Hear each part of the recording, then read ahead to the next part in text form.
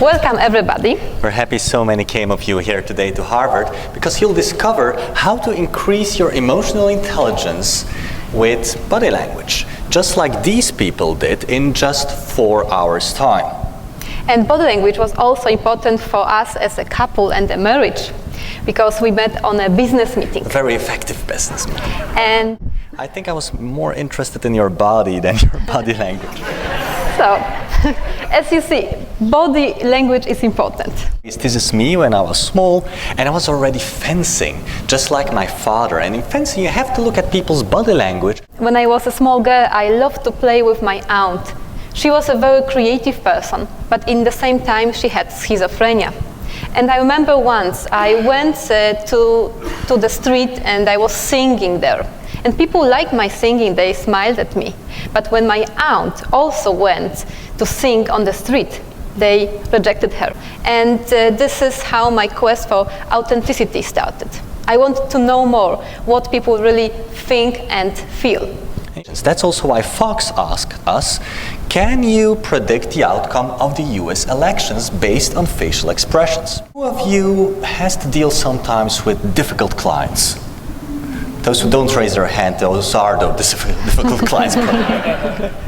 Now, this is how you can recognize a difficult client. One of the lip corners raises higher than the other. This is a feeling of contempt, of superiority. And that's why the body language code can predict your failure or success, not only in elections, but also in business. And people who completed the training 4 hours, 12 hours, they score around 90%.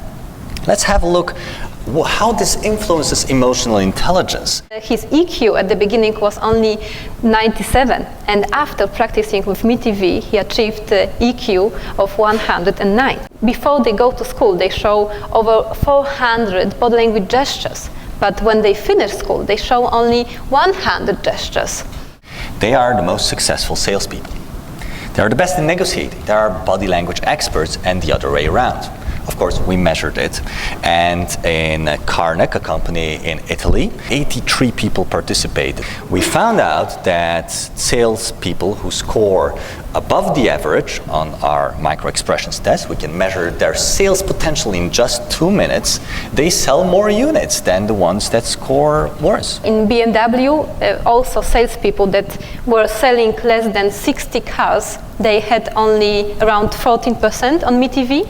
And salespeople who were selling more than 60 products, 60 cars, they had doubled the result. If you imagine for a moment a tiger in a jungle, the tiger is always spontaneous and always present, that we cannot prepare for body language before. We discover body language in interaction. So we receive constant feedback from other people, and if we can respond emotionally intelligent to them, we become leaders.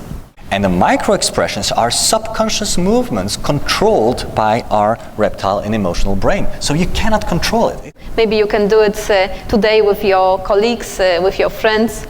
And instead of asking a question, how would you like to spend this evening? We would like you to give a multiple choice. We cannot control body language when we listen. We can do it very well when we talk, but not when we listen. This is the most crucial skill that you can use to know how somebody feels, to build a more compassionate world, to be more effective in business, and to spark positive change. Let's spark positive change all together and make our children spontaneous leaders.